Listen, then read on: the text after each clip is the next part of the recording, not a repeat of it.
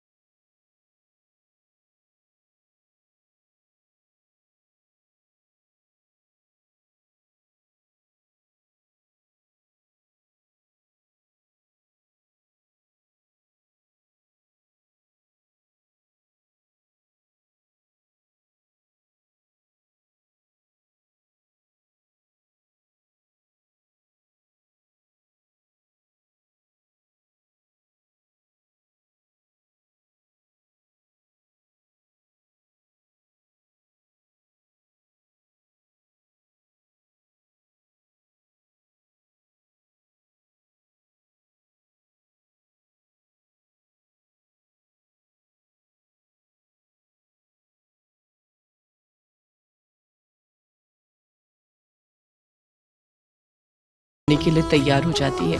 जंगल की मुखिया रानी टीना को जंगल से बाहर तो नहीं भेजना चाहती थी, मगर बेटी के सामने मजबूर थी।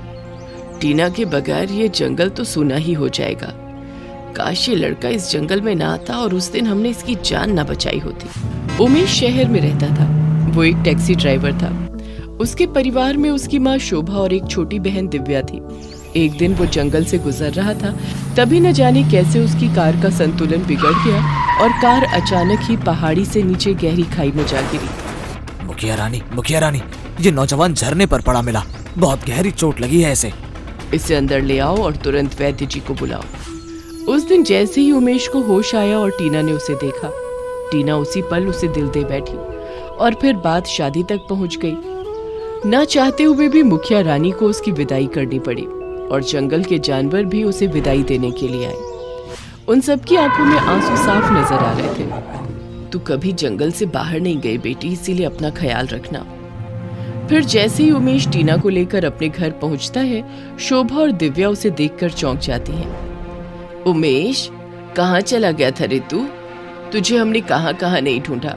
तू ठीक तो है बेटा? हाँ माँ, मैं ठीक हूँ। भैया, ये तुम्हारे साथ ये जंगली लड़की कौन है?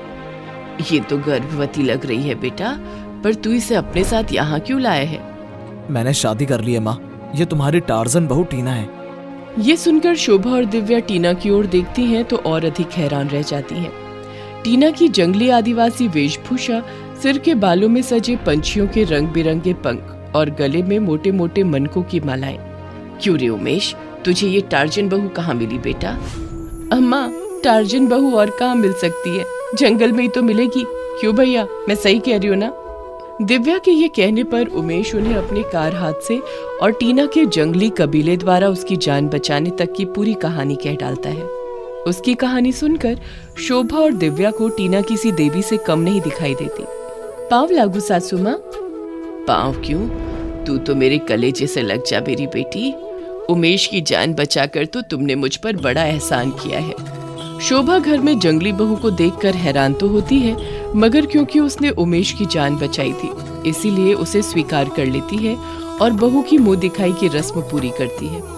उसकी जंगली टार्जन बहू को देखकर औरतें खूब हंस हंस कर मजाक उड़ाती हैं। अरे, घर में बहू लाई है या जंगल की गोरिल्ला? देखना, कुछ ही देर में फलों की टोकरी पूरी खत्म कर देगी। इसका पहनावा तो देखो, कपड़ों से ज्यादा तो पेड़ के पत्ते लपेटे हुए हैं और साज श्रृंगार भी पंछियों के पंख से किया है। क्यों री शोभा, घर में चिड़ियाघर खोलने जा रही है क्या? उन औरतों की बातें सुनकर शोभा को गहरा दुख पहुंचता है। वो मन ही मन सोचती है, बहू की खूबसूरती और सेहत पर तो जितना नाज करूं कम है, पर इसका जंगलीपन बड़ा खलता है।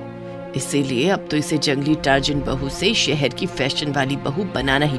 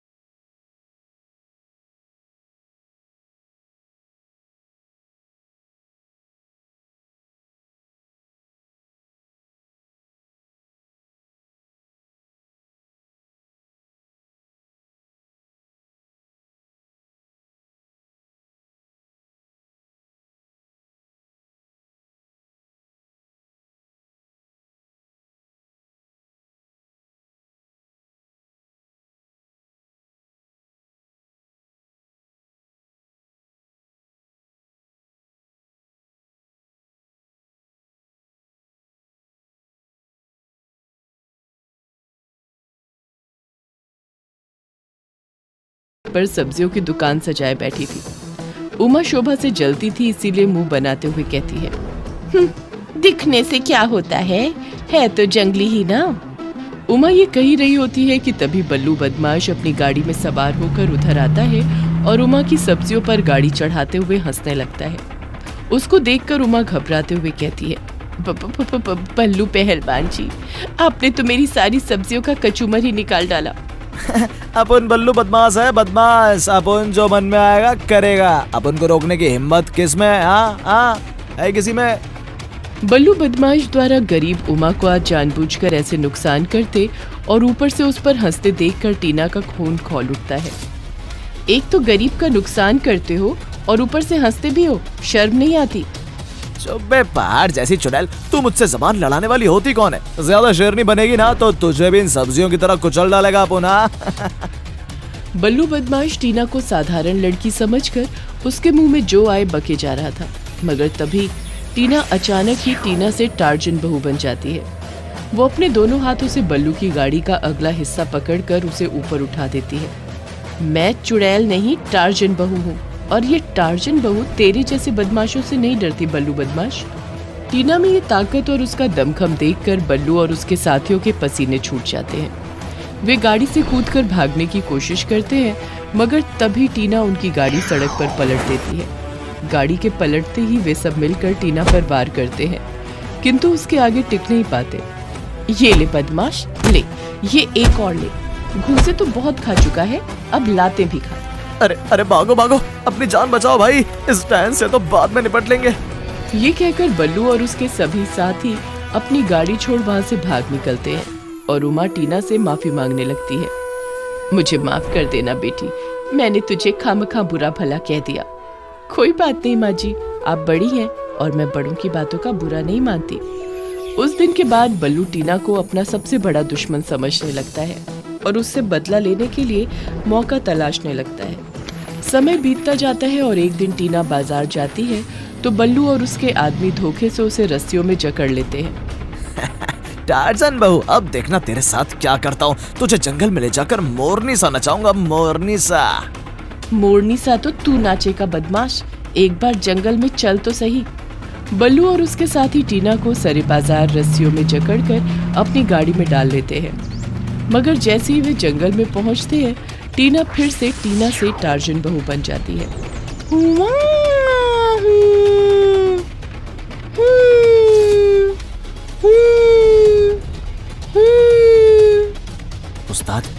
उस्ताद, लड़की तो सचमुच टार्जन जैसी एक्टिंग करने लगी।